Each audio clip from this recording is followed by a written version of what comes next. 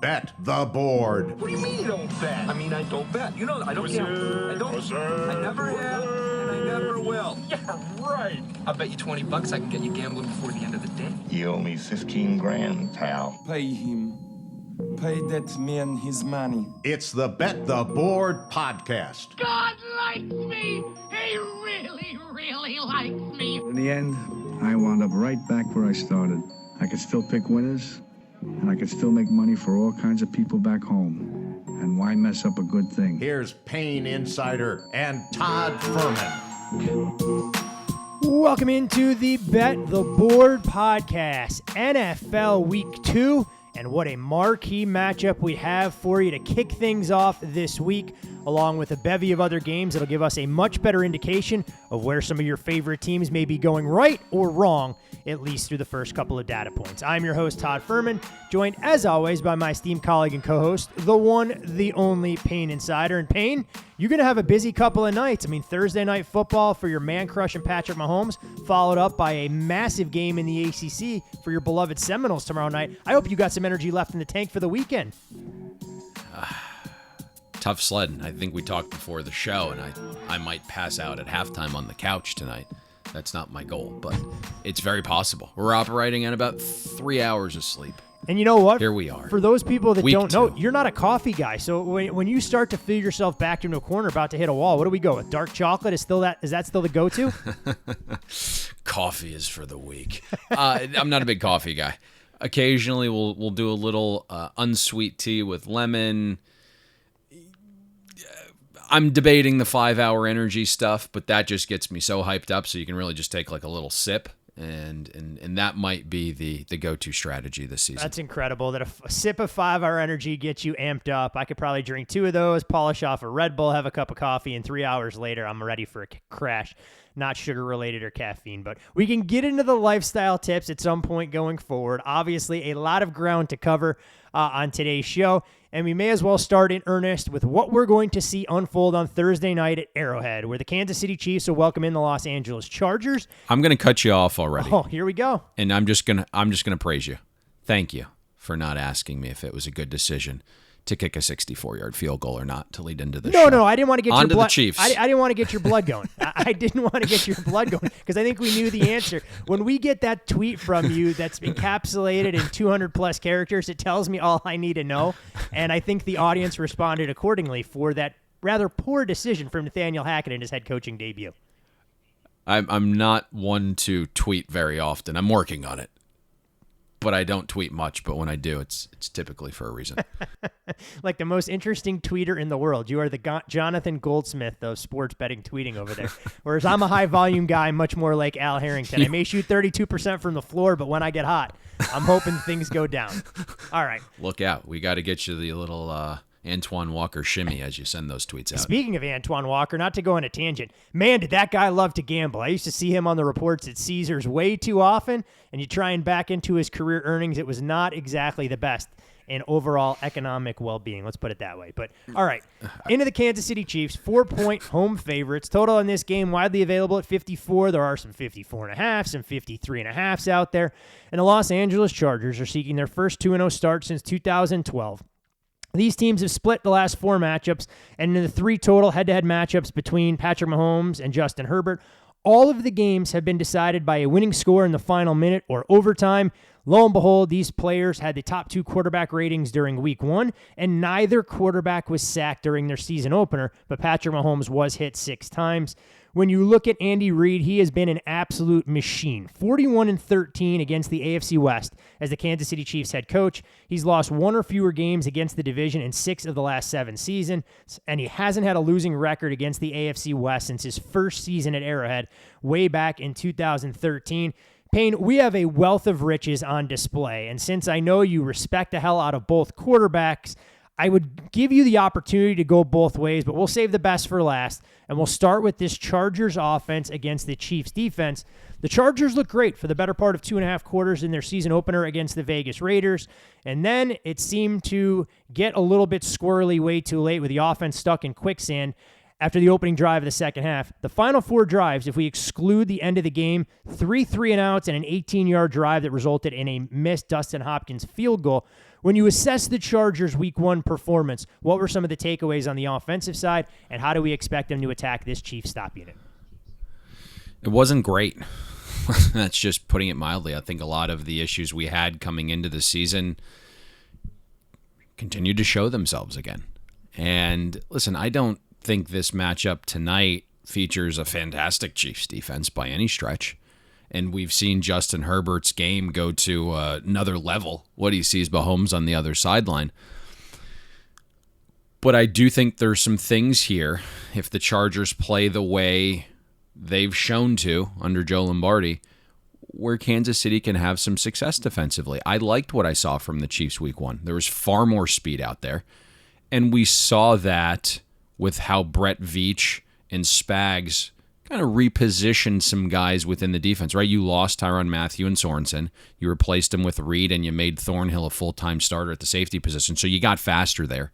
Hitchens is gone, and now Bolton takes over in the middle of the field. He's got the green dot on him, but he's much more athletic and younger, and he's flying around. And there's been an emphasis this offseason on group tackling, and we saw that. There was, Spags was kind of using this word all offseason, if you saw, but he wants to be hyperactive. That's kind of what he's calling his defense. And it's an area of the defense that I think we didn't see at all times last year. The other area that I had some concern with coming into the season, and maybe it ends up unfolding that way, but it was defensive end. Who would replace Melvin Ingram? I thought that was one of the most under-the-radar signings last season that gave the Chiefs defense some level of hope, but Karlaftis and Dana had 12 pressures combined. You still have Dunlap and Frank Clark. Neither played particularly well, but there's more depth at end than I initially thought. The Chiefs smartly signed Danny Shelton back to their practice squad after cutting him. Let's see if he can actually get in football shape to be out there, because the Chiefs do need a little bit of a run stuffer next to Chris Jones on the inside. I'm not really in love with who they have paired next to him. But all told, the first 3 quarters, before Spags went prevent and played some backups, Kansas City was 9th in EPA per play allowed in Week 1. You do have the unfortunate situation where starting corner Trent McDuffie went down with a hamstring injury. He's going on IR. He played 32 total snaps last week. Kyler didn't throw his way once. So that's a significant loss there. I know all the talks about Keenan Allen being out for the Chargers with his hamstring, but McDuffie being out, it feels like a wash there. Digging into a little bit more of your question and what the Chargers did offensively Week 1, everything feels the same, right? It's just there's a decent amount of motion. There's a lot of tight bunch formations. There's outside zone runs. There's lots of crossers and drag routes. And then occasionally Lombardi will let Justin Herbert take a deep shot after he lulls you to sleep. It's not the most effective way with Justin Herbert. It's really not. And typically playing zone coverage against that type of offense works. You keep everything in front. You make tackles on short passes. That's what Spags did last week. Used zone 78% of snaps. I would envision Eckler and Mike Williams see increased targets with Keenan Allen out. But I'm just really interested to see what Spags does defensively, because he's got a great mind. He likes to be aggressive. He mixes some of his coverages. Maybe he throws a curveball and plays more man after watching the tape, because I watched that game back 3 or 4 times, Raiders-Chargers. Chargers receivers had a horrific time creating separation against the Raiders, and that's not a secondary that we think is awesome by any stretch. Felt like every throw Justin Herbert made was into a tight window, and again, we're just seeing Lombardi's offense do things that we talked about for an entire calendar year. Since Week 1 last season, Justin Herbert, 22nd out of 33 qualifying quarterbacks in average intended air yards on early downs the first 3 quarters. Elite quarterback, right? Which Justin Herbert is, led an offense Week 1 that was 17th in first down efficiency. Just Lombardi has to be better. And this line to me is saying something. We opened Chiefs 3 even. Chris was dealing 4.5 at one point. We're now 4 across the board. It's just really telling to me. Yeah, it's a pretty strong price to your point. I mean, for a game where you just figured this rivalry is starting to trend towards the vintage Ravens Steelers, you just go, you know what? These teams are equal. We're going to make it 3 depending on who's at home. This number tells us a very different story, especially with a Chargers team that we know has historically been undervalued, especially as an underdog when they go on the road because they have no home field advantage to speak of.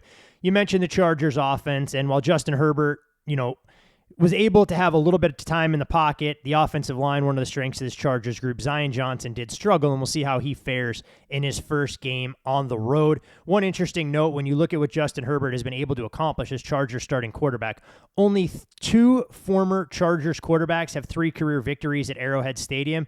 Phillip Rivers and Dan Fouts. Justin Herbert will eventually get there, I would think, at some point in his career, but pretty impressive that he's got 2 victories under his belt so far. As far as the other side of the ball, Patrick Mahomes, we know he owns the month of September. 14 September games during his career, 12-2. He's thrown 46 touchdowns and just 3 interceptions, numbers that are absolutely staggering. And when you look at Mahomes, I mean, this is a group in the Kansas City Chiefs that averages 36 points per game during the month of September. Divisional dominance speaks for itself as well. Versus the AFC West in his career, 21 wins, 3 losses, nearly 280 passing yards per game, and a 50-12 touchdown to interception ratio. Now, 2 of those 3 losses have indeed come against the Chargers, and all 3 AFC West losses have come at Arrowhead Stadium. When you look at the way Kansas City's offense looked different last week, the one common denominator, other than Mahomes, was, of course, Travis Kelce. Kelce feasted in 2 meetings last year against the Los Angeles Chargers. What can the Chargers do defensively to make somebody else on Kansas City's offense, not named Travis Kelce, beat them if they're going to go down in a blaze of glory tonight?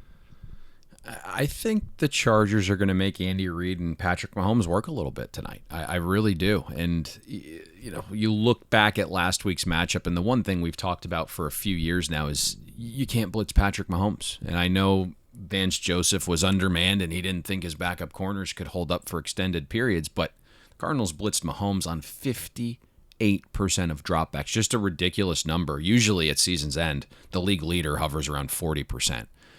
And, you look at Mahomes' numbers, sure enough, right? Ended week 1 with the highest EPA per attempt of any quarterback when blitzed. And the Chiefs had far and away the best early down offense last week as well. I think Brandon Staley takes a much smarter approach, especially with Khalil Mack now paired with Joey Bosa, which, forms the best bookends in the league. I would expect substantially less blitzing from the Chargers in general this season and, tonight for sure. I know the Raiders' offensive line's a sieve, but 22 pressures from the Chargers last week, 6 sacks, forced 3 picks. The Chargers secondary held up relatively well in coverage against an elite group of Raiders receivers, even without J.C. Jackson, so top 10 in both passing success rate allowed and EPA per pass allowed. This is a far more talented defense than what Kansas City faced last week with extra prep.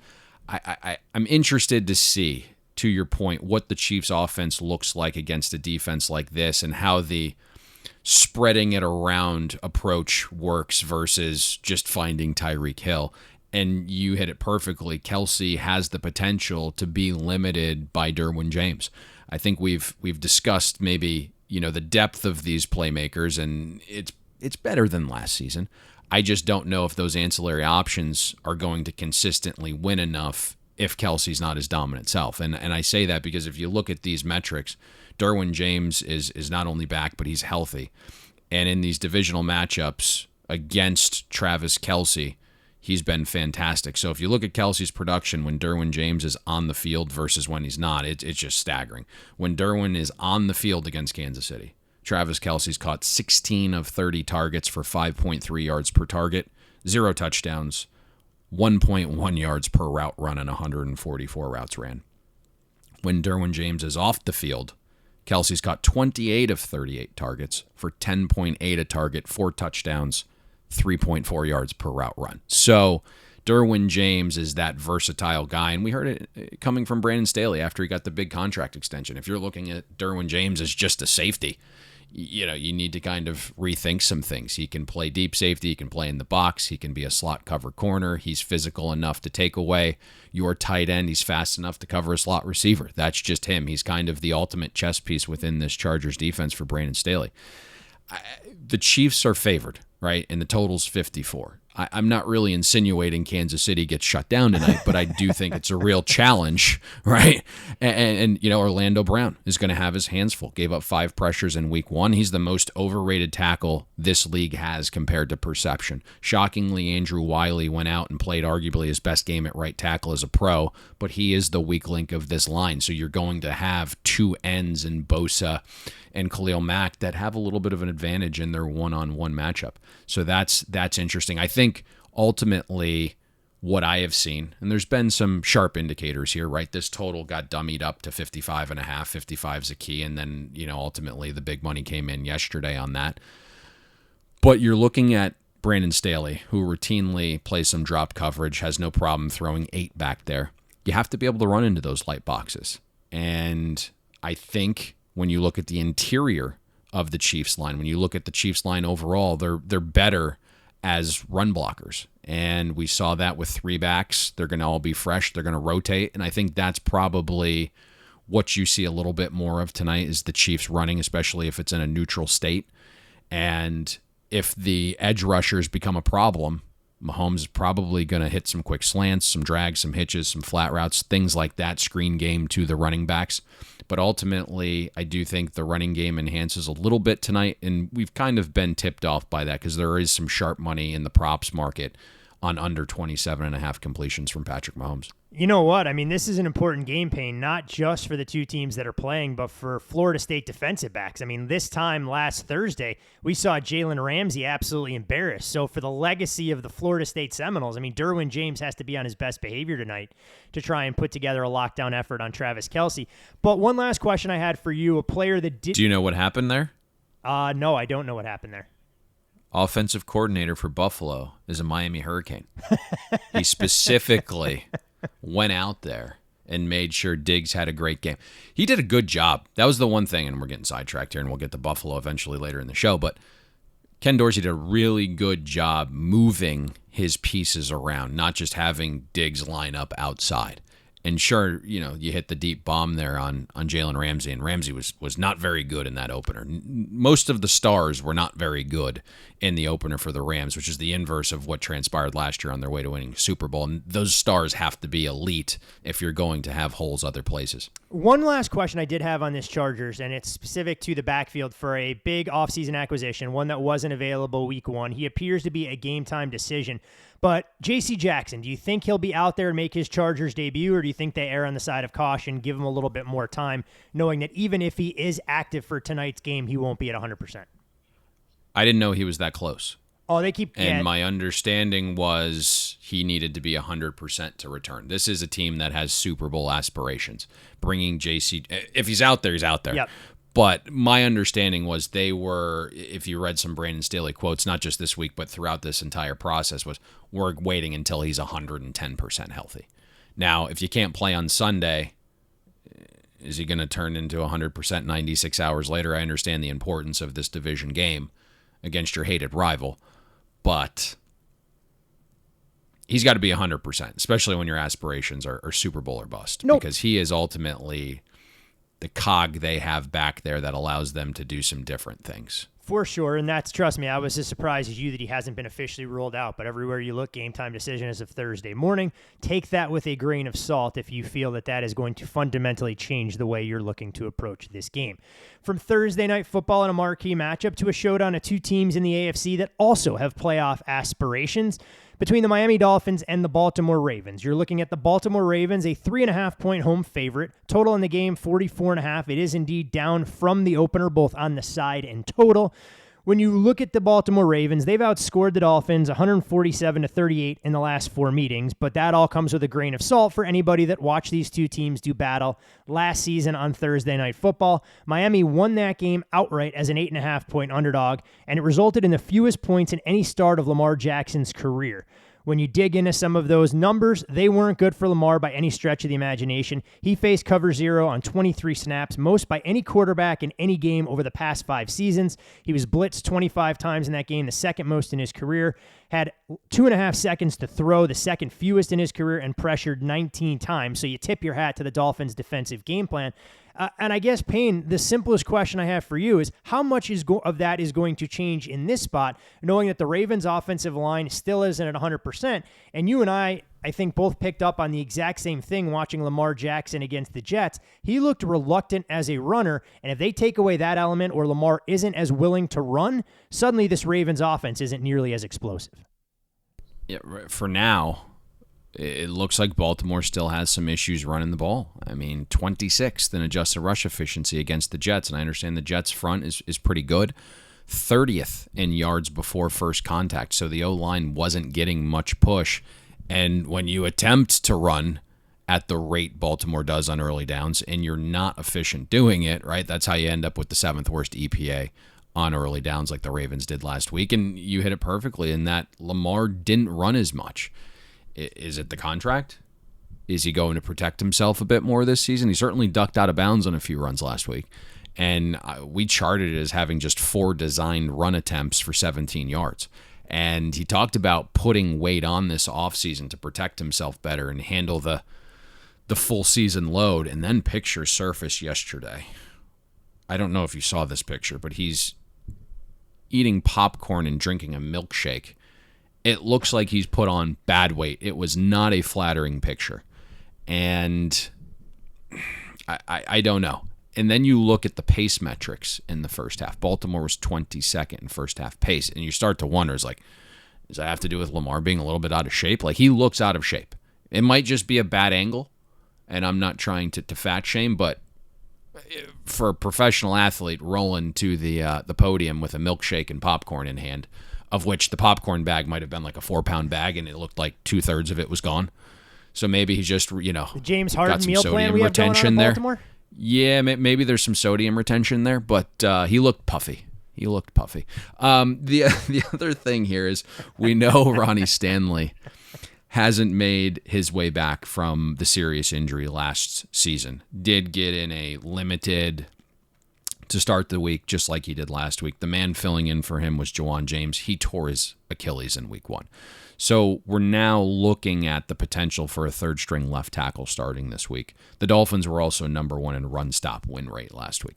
And you think about this matchup last season going back to week 10, and you hinted at some of those numbers.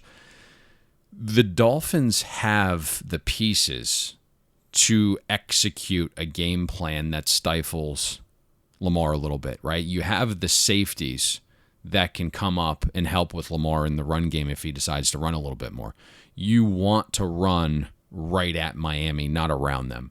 And the Dolphins kept their defensive coordinator from last year. And he was the guy who devised the game plan with Javon Holland and Brandon Jones that allowed Miami to employ 5 defensive backs on the field at once. Typically, Eric Rowe was the acting third safety. But Holland and Jones are fast enough and physical enough to enhance speed while not losing physicality. And you can play those guys in the box. You can line them up on the edge as blitzers. You can do all of these different things with that 3-safety look. Baltimore averaged 4.5 yards per play in the matchup last season. Just 44% of offensive plays were successful. Lamar was sacked 4 times. And between his arm and legs combined, just 4 explosives. And that was something I think we discussed a little bit on the preview pod, where anytime the Dolphins defense employed this 3-safety look with Holland, Brandon Jones, and Eric Rowe, they only gave up 4.8 yards per play. I would expect we see a bunch of that this week. It's the best way to try and get your athletes out there, allow them to contain Lamar, and I think you highlighted some of the concerns for this Ravens offense, and that's even without addressing what the Ravens didn't show in the passing attack. I mean, Rashad Bateman, we know he's going to be the bona fide number 1, or at least supposed to be. Put together a 1 big catch against the Jets. You got nothing from Isaiah Likely. We know Mark Andrews is the constant, but this isn't an offense that scares you at every single turn unless all the pieces are working together with a legitimate breakaway threat coming out of the backfield. On the other side of the ball, Payne, yes, Miami had a workmanlike performance, and we got highlight reel plays from the likes of Tyreek Hill and Jalen Waddle. Waddle's longest touchdown reception in his short career of 42 yards on a 4th and 8 play. Tyreek Hill became a high-volume receiver. Opens his Miami career with 12 targets. The rest of the wide receiving core in totality had just 9, but they didn't flash for me a ton of big play potential. It looked like a group that's going to be significantly more methodical, and this should also be a step up in class against a Ravens defense that, while still dealing with a couple of injuries in the secondary, they of course lose Kyle Fuller for the season, should pose a more formidable test, especially on the road, than what Miami dealt with at home against New England. I think you got there directionally, and it's that the Dolphins' offensive philosophy and how it's built structurally is head and shoulders above where it was a season ago. But I believe there's a general misunderstanding of the offense, and that's probably why we saw some over money hit the market against the Patriots, and it fell flat by multiple miles. This offense is brand new. Tua is in a different system every season of his NFL career. He's still learning this thing. The guys around Tua are learning this system. It's going to take some time. Kyle Shanahan believes Mike McDaniel is the smartest offensive mind he's ever been around, and that might be the case, but he is a specialist with the run game. He was a run game coordinator for the 49ers before elevating to OC. Miami's going to run the ball here. Miami was also 27th in neutral situation pace week 1. You think about the defense Miami just played, right? The Patriots. They like to run lots of man. We said in our preview podcast it'd be hard to deploy that much man coverage with J.C. Jackson gone, and Tua is substantially better against man. But even with that, it took a 4th and 7 touchdown that went for 42 yards to Waddle seconds before halftime, along with a defensive touchdown for the Dolphins to score 20. And then on yesterday's injury report, both Dolphins starting tackles missed practice. Austin Jackson with an ankle injury, Teron Armstead with a toe injury, which they're calling it a rest day. We have to monitor both those situations, especially once you pair that report with the signing of tackle Greg Little to their practice squad. Yep. So there's potential here for some issues with the Dolphins' tackle situation on Sunday. The Ravens defensively won't play as much tight press man coverage as they did last season with Wink. They won't blitz as much and create these one-on-ones that have the potential to bust. That's good, again, right? Tua's better against man. If you also look at the Baltimore defense week 1 and you parse out the data for some garbage time stuff, 47% of the Jets' yards and 58% of their first downs came in the final 17 minutes when the Ravens went super vanilla up 21. And these are all the reasons we have seen early week under money come in at 45.5. We're now down to 44.5. Hey, I mean, when you look at those numbers, I mean, the Jets didn't convert a single third down against the Baltimore Ravens until the game was long out of reach. And it's extremely unusual when a team can outgain you by 100 yards and still find a way to come up 15 points short like the Jets did.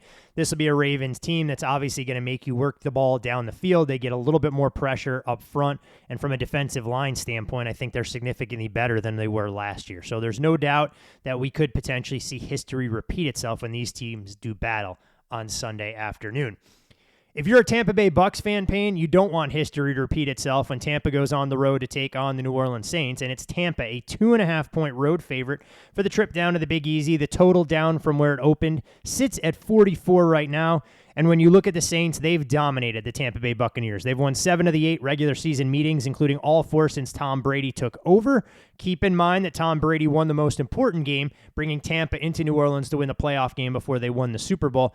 But as far as Brady's regular season futility, this is actually one of the longest against the spread losing skid he's had against any single team in his career. And the last meeting between these teams, a 9-0 Saints win, marked the only time that Tom had been shut out in a home game during his entire career and ended a streak of 255 games, putting a goose egg up on the board. When you look at Tampa, they've averaged nearly 20 points fewer per game against the Saints than any other opponent since Brady has joined the team.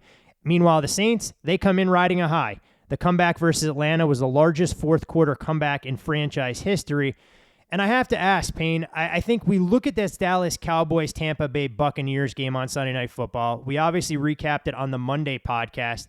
Tampa was able to move the ball, but they bogged down in the red zone. Much different dynamic in play here, but the Saints did show a little bit of reason for concern for a group that had been stout against the run. Cordarrelle Patterson and Marcus Mariota had a ton of success. Something tells me that's not going to be easily replicated for Tampa this coming Sunday.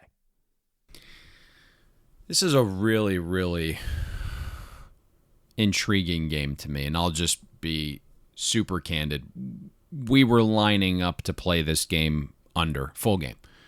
And as we're watching Sunday night unfold, and keep in mind, the look ahead on this was 48. And then all of a sudden we saw Chris Godwin go down. We saw Donovan Smith go down. And we're like praying it reopens 47. And it reopened 45.5 mostly. Chris did have 46.5 at the time we were recording the podcast Monday and just kind of missed that number. Our true number on the game was like 43.9 before some of those injuries. I'm having a tough time figuring out what I saw in the one-game data for each of these teams versus what I know the matchups have been in recent years with a lot of mostly the same parts. We've seen Dennis Allen push the right buttons and come up with game plans to give Tom Brady trouble. Brady's 0-4 straight up and against the spread when facing the Saints in a Buccaneers uniform. And we can kind of compartmentalize things and say certain games don't matter because one of the sample sizes was, Tom Brady in his first start on the road against the Saints. It's Tom Brady. He's 40 freaking years old. We know how great he is. We knew the weapons he had around him. So yes, there is a learning curve to a new system and getting familiar with your teammates and whatnot, but it's Tom Brady. I think the other thing that's really interesting is that the reason the Saints defense has had some success is they've shown the ability to make Brady uncomfortable and get him off his spots. Brady's only been pressured on 20% of his dropbacks in a Buccaneers uniform. But against Dennis Allen and the Saints, it's over 32%. The splits are even more pronounced and drastic compared to Brady's career. But when you just look at when the Saints are able to get pressure on him, 18 for 42, 3.8 yards per pass attempt, 0 touchdowns, 3 picks when the Saints get pressure on him over the last 4 meetings. When he's kept clean, Brady's 81 for 120, averaging 7.3 an attempt with 6 touchdowns. And I think that's important to mention here because, Tampa's starting a backup rookie left guard, a backup center, and let's see the status of Donovan Smith. Left with an elbow injury that looked very serious against Dallas, hasn't practiced yet this week, but it does appear things look better than initially expected. Let's see if he can go, but if he does, he's not going to be 100%. What's bizarre to me, though, and I think internally we're kind of chalking it up as a random one-game variance against an offense nobody truly knew what to expect, but the Saints' defense wasn't particularly good against Atlanta. Saints were dead last in yards allowed per rush before first contact. It led to being 21st in rushing success rate and 28th in EPA per rush surrendered. Saints only pressured Mariota on 10% of his dropbacks. Again, I think we're chalking this up to what is Arthur Smith going to do in the first game with new weapons and Mariota at the helm, and that's partly why we saw over money come in on that game both first half and full last week in week 1, just because there was this element of surprise that Arthur Smith could come up with a game plan, spend the entire offseason scheming for one defensive opponent, and I thought he did really well early on. The other problem areas, I think, when you look at Tampa are pretty clear, right? It's the O-line. Chris Godwin looks like a long shot with the hamstring injury. If the Saints are going to get their normal expected rate of pressure and stop the run at their normal expected rate, I think they'll be fine here. And, the market's kind of indicating that the Saints are going to be fine, right, with both under money, and then obviously this game did come off the 3, which is a key number. But I'm really keeping my eyes on the Saints defense. There's a couple new parts playing new positions, right? You're talking about a secondary that has 2 new safeties that traded away Gardner at the last second. And that is a unit that, really requires some cohesion. You have a new third down linebacker on the field. So there's some new guys that have key roles on this defense that I just want to pay attention to. And I think, if we see another bad data point from the Saints defense, we're going to have to make some adjustments. There's no to our numbers there. Yeah, there's no doubt it'll be concerning if you get a much more traditional approach that you're going to encounter against the team in your division who you've seen over and over again, and you continue to struggle to stop the run. it's a lot more problematic. You highlighted some of the changes in personnel for the Saints on the backside. One matchup that's always bears watching that we've seen the Saints get the better of in multiple meetings against Tampa, Mike Evans has been neutralized in the past by Marshawn Lattimore, so always curious to see how those two will do battle on the outside, knowing that Lattimore has typically excelled against bigger, more physical receivers. It's this faster, twitchier guys where he's struggled in coverage. Now, on the other side of the ball, Payne, when you look at what this Saints offense was, it was downright awful for the better part of 3 quarters, and then Jameis Winston lit a fire under their ass, leading them back for a 27-26 victory. Meanwhile, as far as their offensive line concerned, I mean, hey, look, the Atlanta Falcons got pressure. The Saints allowed 4 sacks and 34 passing attempts, even though they were known passing situations, so they come with a little bit of an asterisk. But this is still a Falcons pass rush that just generated 18 sacks a season ago. Meanwhile, Jameis, 10 of 18 through the first 3 quarters and no touchdowns with 56 yards. And in that fourth quarter, 13 of 16, 213 yards passing, 2 touchdowns, and led that 16-point comeback. When you look at Jameis's numbers, there's obviously a little bit of noise, but as the Saints starting quarterback, he's now produced a 6-2 record, a 16-3 touchdown interception ratio. The yards per game still makes me laugh at only 180 per contest. And the reality of it is you try and figure out exactly what you're going to get from this New Orleans offense. Some real questions about how they'll attack the Bucs. Yeah, I was really surprised, I would say, with how Pete Carmichael came out. Very conservative against Atlanta. It appeared to be a low-variance game plan. And you kind of go back to what we discussed in the offseason where, Pete Carmichael was Sean Payton's right-hand man. And the sentiment was, Jameis is uber talented. He can really throw it. He can make just about any throw, but neither really trusted Winston to be mistake-free.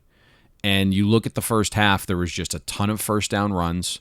Aside from the Taysom Hill explosive, which kind of distorts some of the EPA metrics, down, the Saints had a 40% success rate on runs, and not great. The O-line wasn't moving Atlanta around, finished 24th in run block win rate. Some of the early pressure and sacks allowed were super concerning. We saw Alvin Kamara having to be in the backfield more, helping with pass protection, and I think left tackle was a big question mark in general, right? You lost Teron Armstead in free agency. You went out and you drafted Penning early. He's injured. And some of the other guys along the O-line probably not as good as their namesake, and they're typically in and out of the lineup. So that's an area of this team that we have to kind of focus on moving forward, because the O-line was not great, to your point, and that wasn't a vaunted defensive line for the Atlanta Falcons. It's actually one of the worst defensive lines in this league. But once New Orleans was forced to throw in catch-up mode, Winston lit it up. Completion percentage, 12% above expectation. Only Josh Allen was better in week 1. And I think when you look at how this team's designed, if you can't get push in the ground game and you have all of these weapons, and it's not just Michael Thomas and Chris Olave and Jarvis Landry, Kamara's fantastic catching balls out of the backfield. Taysom Hill, I think as a tight end, has some versatility to give linebackers some trouble, be more physical than safety. So I think that's interesting. There are weapons here where I think you should probably air it out a little bit more. So I'm interested to see what Carmichael comes up with here, if he's going to open things up from the onset or if he tries to go with a conservative approach again. The latter, right, is possible because as well as Tampa played defensively last week, they were surprisingly poor against the run. 55% of the Cowboys' runs graded successful. Now, there wasn't much explosiveness because Zeke really isn't that type of back anymore. Tampa was dead last in run stop win rate. It just was weird to not see them overly stout against the run. And I guess when you even put it in the context of all of the Cowboys' offensive line injuries we discussed going into that game, and then, Connor McGovern leaves the game early with a high ankle sprain and you still couldn't stop the run. That was a little bit concerning. So maybe when you throw on the film, Pete's like, we're going to try to run the ball again early here. And if we're forced to open it up, then so be it. We did discuss how good Tampa was in the back end, and there was that battle for some starting corner spots.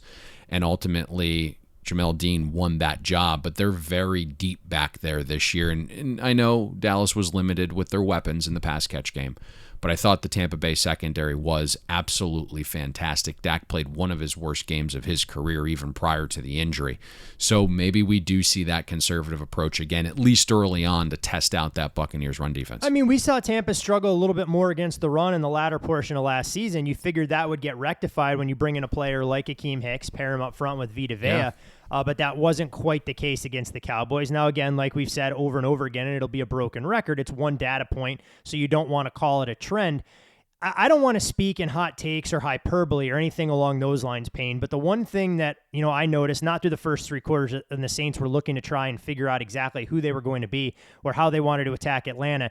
Is there a team, in your opinion, that did more to upgrade their skill position talent, whether it's the addition of Jarvis Landry, drafting Chris Olave, getting the return of Michael Thomas, than what the Saints could look like offensively with Jameis Winston than what they were late in the year a season ago when you had no idea who was going to be their leading receiver on any given day other than Alvin Kamara?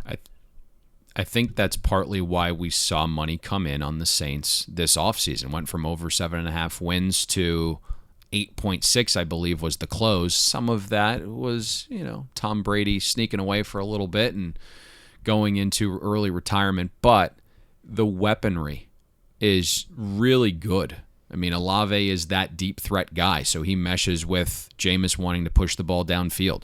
Jarvis Landry, I thought, was he's not a number one receiver. We know that. But boy, is he just a consummate professional, great hands, runs fantastic routes. And when you can have him underneath Olave, boy, that's awesome. And then you look at Michael Thomas still working his way back. I believe he ran 33 routes on 37 snaps. They used him predominantly in known passing situations when they were playing catch-up. I think he'll start to get implemented a little bit more, and we knew that Kamara was dealing with a little bit of an injury last season, and it was his first year back from a quiet knee surgery that he had in the offseason, and he came into the year 100%. He is battling a little bit of a rib injury this week, says everything's going to be fine. But when you have those four weapons and then the versatility of Taysom Hill, who now can be deployed in the right manner, we all told you he wasn't a quarterback, but you can do some tricky things with him, and you have some weaponry here.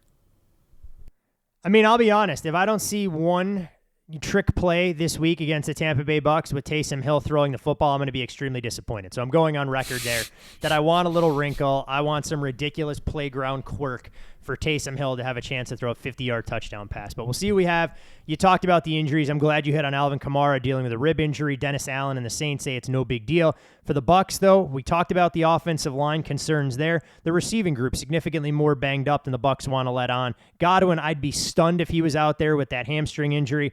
But again, it's rinse and repeat with Julio Jones at this point in his career. Russell Gage, I don't expect either of those guys to be at 100% for this matchup down in New Orleans. From daytime, Gage didn't play much last week. Did try to give it a go. Yep. I think his role increases just a touch. What I did see from Julio Jones, I really liked. And candidly, his worst problem with the Titans was availability. And my understanding is this was a full-blown recruitment from Tom Brady to Julio Jones, slid in the DMs.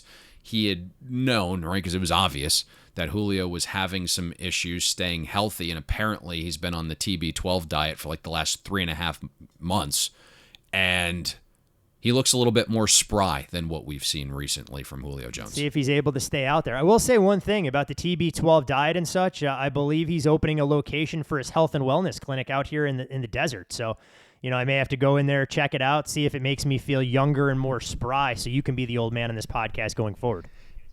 Listen, I know you're a corporate guy. I know you like to schmooze some people.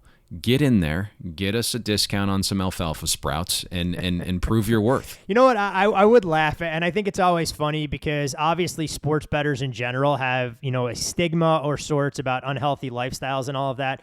It would be great if we got, one of those healthy living outfits to come on this podcast as we try and pitch wellness of mind and being when you walk to the window in terms of that day-to-day healthy implementation in your lifestyle. You probably eat healthier than me, and there are very few people that can say that. So it's a hat tip to you and the choices you make. All right, my friend, Sunday Night Football, little Bears and Packers. I'm not sure I want to do a deep dive. And by a little Bears and Packers, yes, just a little that's Bears what I'm saying. I'm not Packers. sure I want to do a deep dive on this. Although, don't tell Bears fans now, they're 1-0. They may as well be 17-0, bringing the 1985 Chicago's Bears defense in there with aspirations of winning the Super Bowl in Matt Eberflus's first season.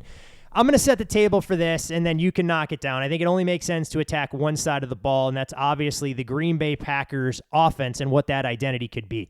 But this will be the first matchup between the Bears and Packers this season, obviously. This series goes all the way back to 1921, when then the Chicago Staleys beat the Packers 20-0. The Green Bay Packers lead the all-time series 103-95 with 6 ties.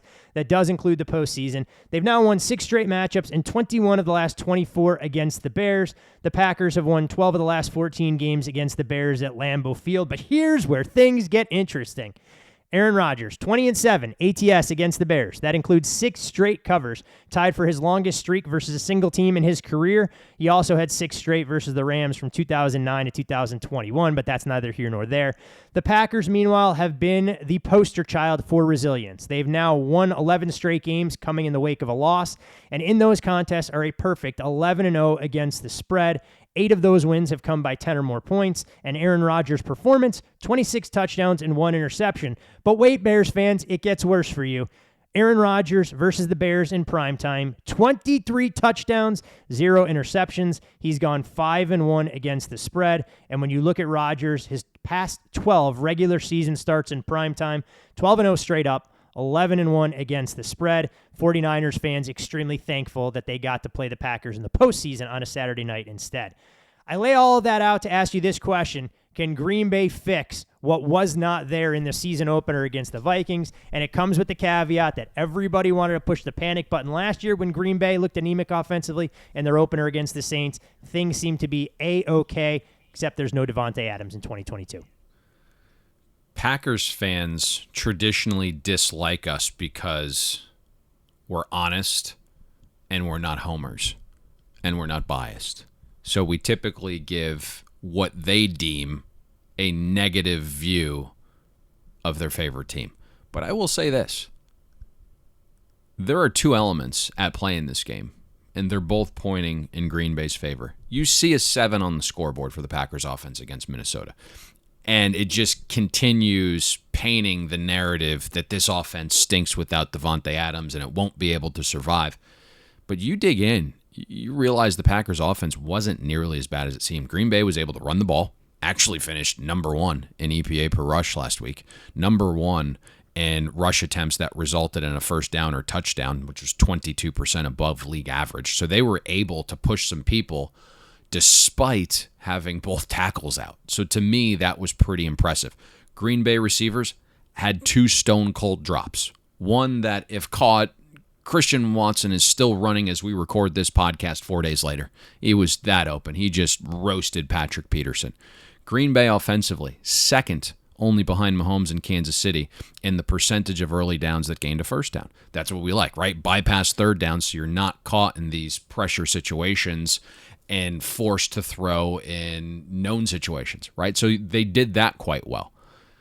And then you look at the opposite end of the spectrum. That's the Bears defense. And I know it was much maligned coming into the season, and they kind of used that as a rallying approach in game 1. They did fly around. Let's give them credit for that. But the weather really aided a Bears defense that I don't think is going to end up being overly good. You know, we talked about Trey Lance. He was a dome quarterback in college. Wasn't really used to that weather. They still managed to build a double-digit lead.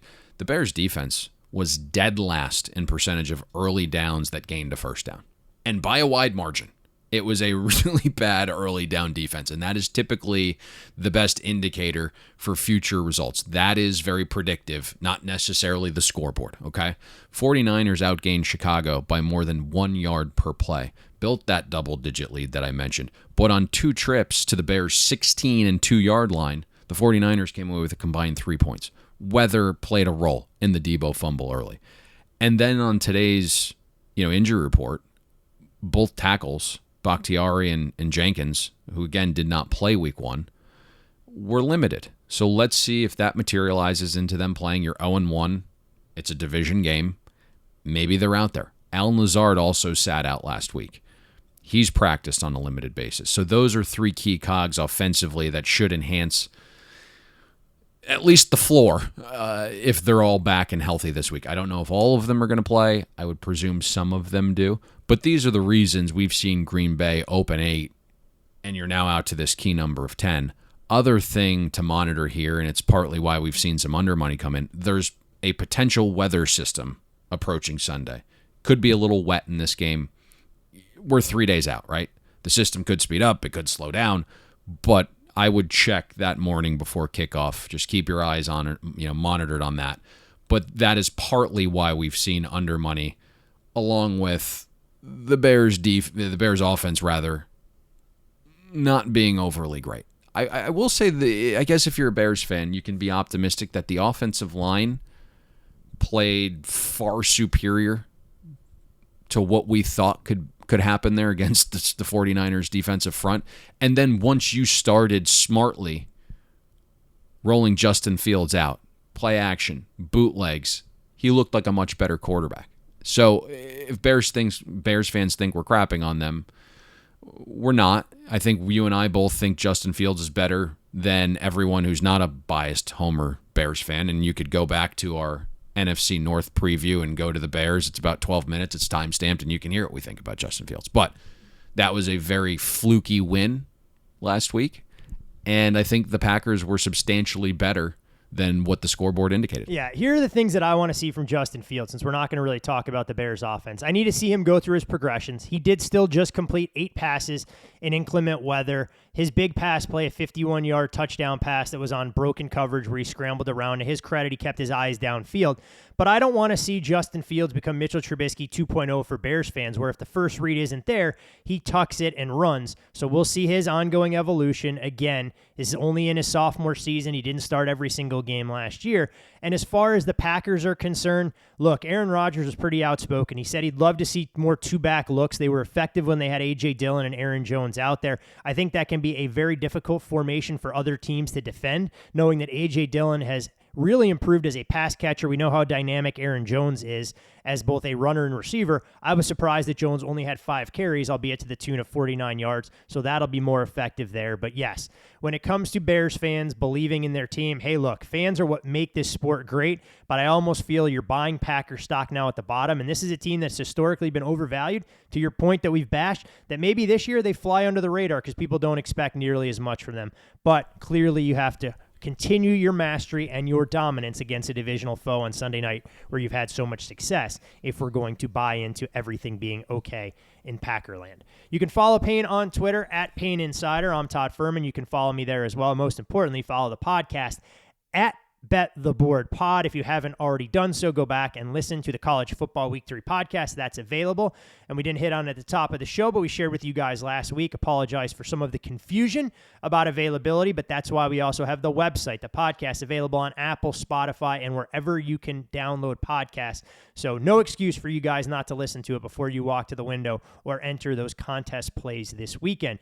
And Payne, given the uniqueness of the NFL Week 2 schedule, we decided we'd throw a little bit of a curveball into the fold here, and we only had 3 games on Sunday, 1 on Thursday, and we're going to tip our hand on one of the Monday Night Football game breakdowns, being the Bills and Titans. We'll save the Eagles and Vikings for our normal, more traditional spot, and we teased this game a little bit on Monday with the look-ahead number, where we've seen the Buffalo Bills go from 7-point favorites out to 10 by verge of very different results that we saw in Week 1. Buffalo on the road at the Rams, 31-10. Tennessee losing at home to the New York Giants as Randy Bullock missed a field goal as time expired.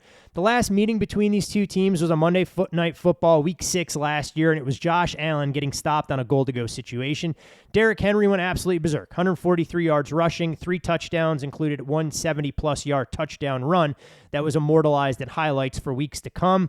Interesting note here that was passed along by some of my colleagues at CBS, and this blew me away, Payne. Buffalo has not punted in 3 of its last 4 regular season games. They're the first team since 1939 when the league began tracking punting statistics with 3 0-punt performances over a 4-game stretch. Simply mind-boggling, but I think it speaks to what you mentioned a little bit earlier in the show, talking about Ken Dorsey picking up right where Brian Daboll left off, and seeing this Buffalo offense fire on all cylinders, motion a very big and a very real component of everything they did to make them so effective, even in turning the ball over 4 times to win by 21 points in their season opener. There's some interesting things with Buffalo's performance. And listen, we chronicled this when we broke down the game last week on Buffalo getting out, hitting the road, and that would be beneficial. When you are a reliant passing team and you get to play in perfect conditions of a dome and Josh Allen returns home, everything's perfect. And we saw it in the numbers last year. We saw it in some of the numbers week 1. But you saw last season, Buffalo averaged 1.5 yards more per pass attempt. It saw its explosive pass rate increase 5% when they hit the road. Buffalo also was fantastic when you look at the scoreboard and put it in the context of the turnovers they had. The Bills became the second team since 2014 to have at least 4 turnovers and still win a game by at least 21. They were dominant. But the one thing I will say that gives me slight concern, I think this will shock some people, the Bills' offense was just 23rd in EPA per play on early downs the first 3 quarters.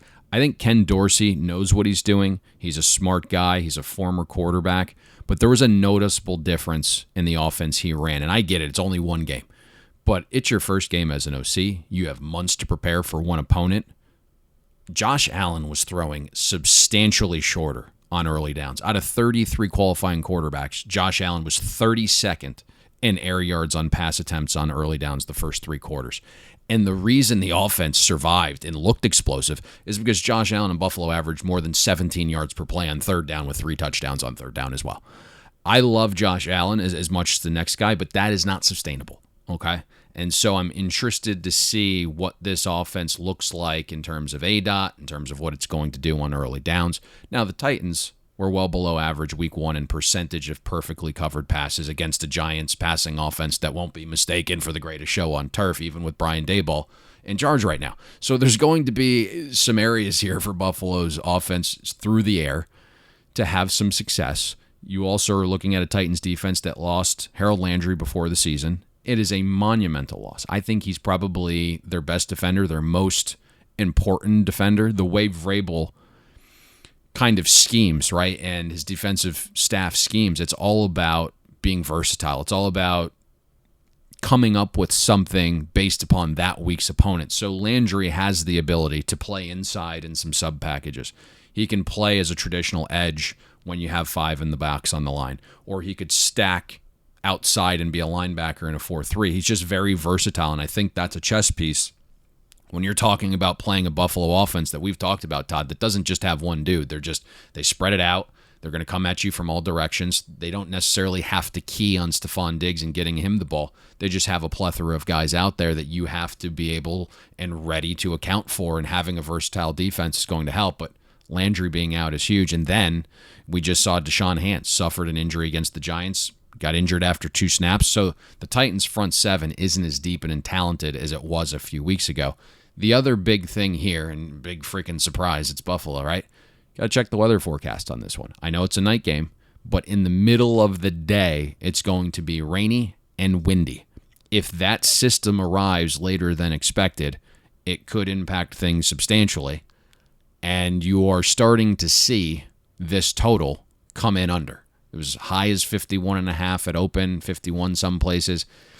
A lot of guys were willing to take 49.5, and you think about that mental process, right? 49.5 versus 48.5, not a substantial difference compared to waiting it out, it being a Monday night primetime game and having the chance to obtain potentially a 51. You're worth waiting on it going to 51 than potentially running to grab 49.5, and yet they did that because of some of the things that I've mentioned, right? Buffalo's first down, early down offense, not really good. Their 3rd down offense, not really sustainable. And then potentially weather coming into the play here for Monday night. I mean, we've done an effective job of infuriating, I'm sure, a number of fan bases like we always do. I feel like we're in midseason form in that regard. So may as well try and ask the hard questions on the other side of the ball as well and piss off some of the Titans fans that are out there. Whoa. I just want to say this, right? Because we watched the game. And when I watched it, I was like, holy shit.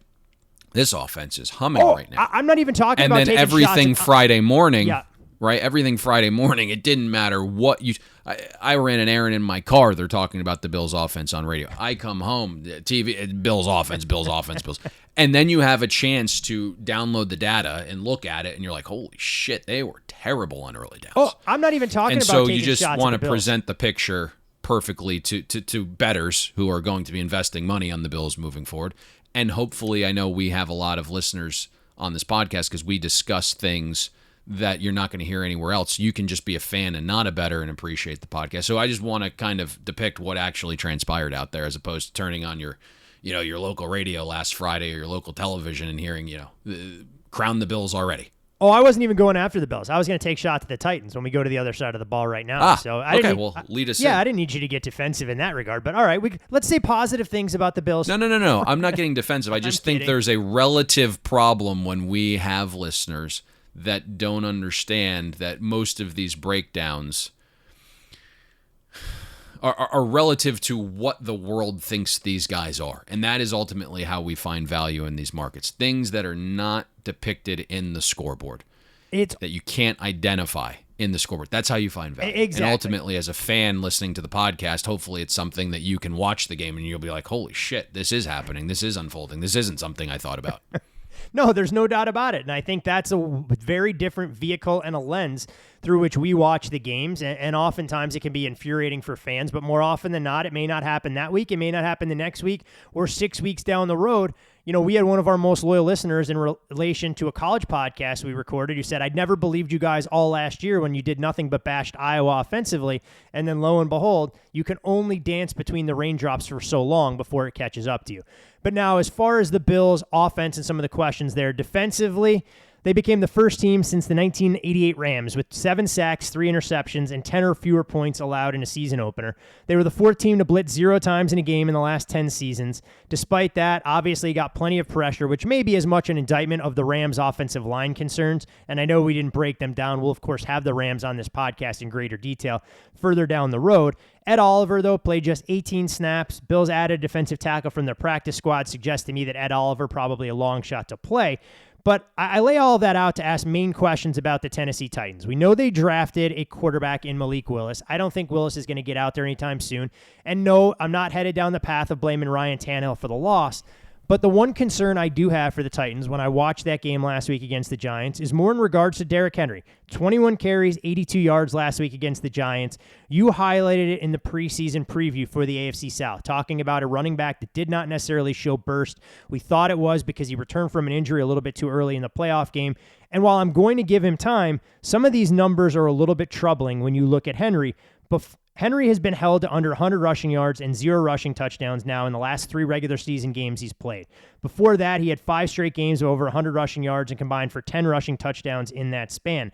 I'm not saying Henry is washed, but when we're looking at the Tennessee Titans, you obviously prepare for Henry first and you take away the ancillary pieces second. Are there causes for concern that this back is on the backside of his career given all of the workload and now the injury he had that shelved him last year? There were some interesting things from the Titans' opening week performance. Tannehill actually played really well. The offensive line wasn't very good. Derrick Henry wasn't very good. Relative to this matchup, I think it comes down, there's this cat-mouse element here, right? We know Tennessee does want to run it. That's basically how their offense is designed. They weren't efficient doing that week 1, 29th in EPA per rush. Derrick Henry is not the guy I think a lot of people believe him to be, but he did face 8+ man boxes at a 38% rate week 1. That was the 5th highest of any running back in the league. So it's very difficult when you're predictable to be good running the ball, right? It's just a numbers game up there sometimes. And because you have all those defenders in the box, the Titans O-line didn't really create a ton of room either. 26th in allowing yards created before first contact for Derrick Henry. It's very difficult when you're a back that size that kind of requires you to get going. You have to get started. And sometimes the best way to defend Derrick Henry is stop him before he gets starting, right? It's just kind of like a bowling ball. This is what's interesting to me. Tennessee has to be good enough running the ball here to force Buffalo out of some of their zone coverage looks. because the one positive from last week was Tim Kelly. He was implemented as the new Titans passing game coordinator. He is designing the pass game, even though Downing's still calling the plays. And Ryan Tannehill played fantastic. That's not what a lot of people want to hear. They want Malik. But Tannehill graded out QB4 week 1. Part of this is something we've talked about for ages, and it's that Ryan Tannehill is substantially better when throwing with play action. And Tim Kelly had Tannehill throw with play action frequently, 37% of his dropbacks. In terms of 13 play action attempts, which is what Tannehill had last week, that number was higher than the amount Tannehill threw with in 15 of 17 games last season. And it led to the highest percentage of explosive passes week 1, right? 21% explosive pass rate for Ryan Tannehill week 1. Here's the problem. You can't really throw with play action all that successfully against zone coverage. And the Bills deployed zone 94% of the time against the Rams. It was the third highest rate of any defense week 1. And since the start of the 2021 season, Buffalo's actually second best defending play action passes in terms of EPA per pass attempt. So unless Tennessee can get running and force Buffalo out of zone a little bit, it could be tough sledding here. So that's basically the gist of this matchup. Tennessee has to run well enough to get the looks they want through the air. And I know the Rams' offensive line in its current construction isn't the barometer for run-stopping success, but Buffalo did finish 5th in opponent yards before contact per rush last week. We know the Bills added some meat along that defensive line. You mentioned the potential of Ed Oliver being out. It's certainly trending that way. But the 4 most expensive signings were all along the defensive line. Von Miller, Daquan Jones, Tim Settle, Jordan Phillips. Yep. Those were the 4 highest priced free agents Buffalo signed. So that is the game within the game here on this side of the ball. If Tennessee can't run it, it's not going to take Buffalo out of their zone coverage, and you can't really throw with play action against zone all that well.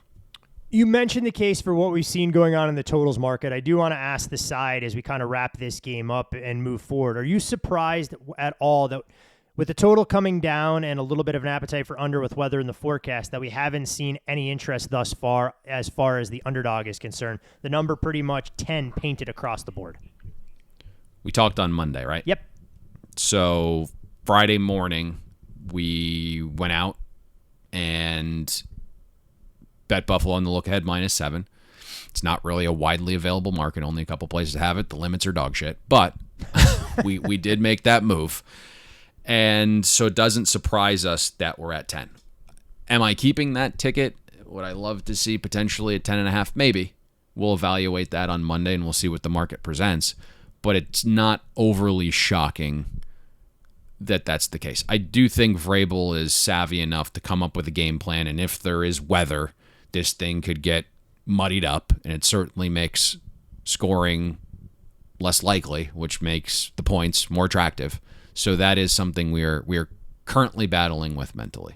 Makes sense. Just wanted to kind of ask that question. I know we talk all the time about, obviously, the X's and O's, the markets, where we think some of these numbers are going. Can't always tip our hand on various things, but knowing with a -7 ticket in pocket to try and see this number 10 painted, figuring out what the next move may be by the time we record the next podcast on Monday.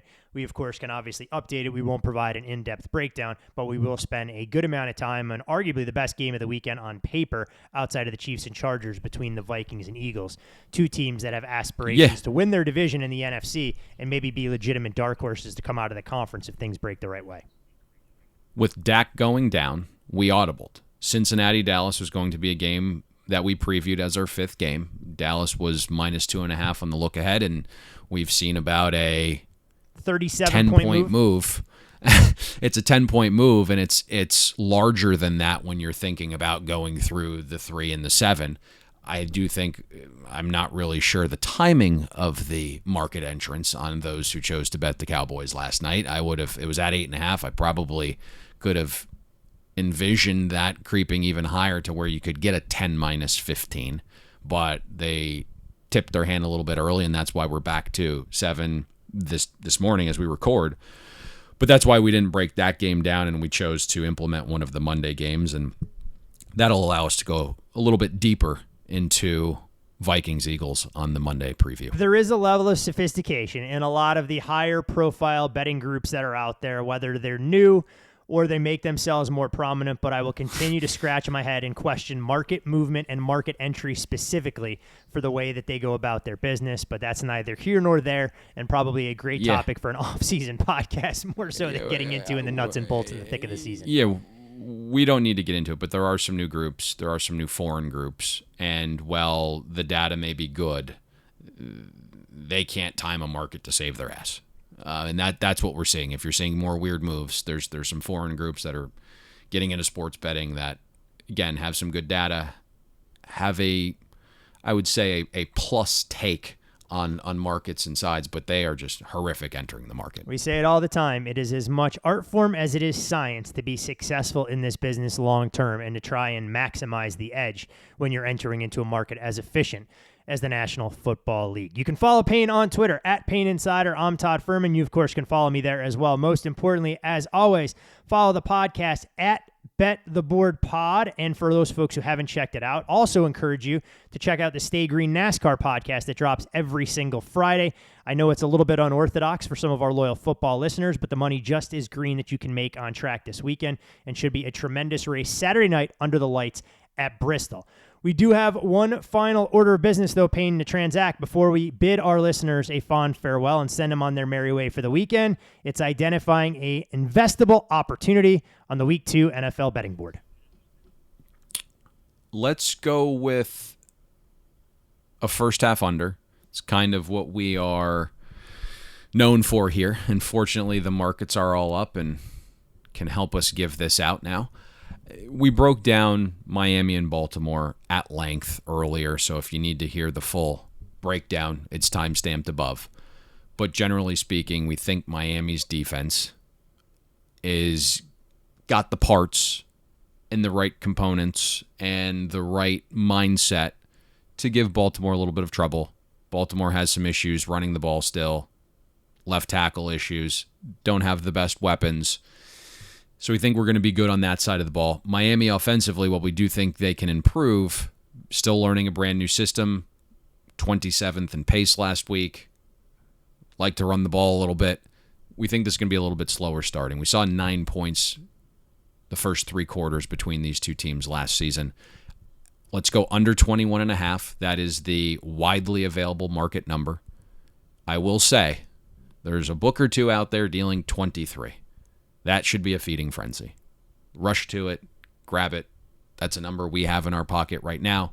But for the sake of this podcast, under 21.5 is the widely available number. Well, you can say we. I do not have any 23 in my pocket. I will be playing it under 21.5. So thank you for rubbing salt in the wounds. But yes, there is a 23 out there. Hopefully listeners have a chance to get the best of it. And speaking of first half totals, don't look at your screen now because it may send you into a bit of a frenzy given what we're seeing for one game going on right now. Yeah, we could discuss it when we get off the air. We'll tease it with that. But for all of our loyal listeners, I want to thank all of you guys for tuning in. Apologize for any of the listening inconveniences last week. We can blame technology for getting in the way of the single best NFL betting podcast out there. Best of luck with all of your Week 2 bets, and more importantly, with the Miami Dolphins and Baltimore Ravens first half under ticket in hand come Sunday afternoon. We'll see you at the window. Thanks for listening to Bet the Board. You can catch Todd and Payne every Monday, Wednesday, and Thursday during football season, breaking down the biggest NFL and college football games. And to make sure you don't miss any free best bets, subscribe to Bet the Board on iTunes, Google Play, Spotify, or wherever you listen to podcasts.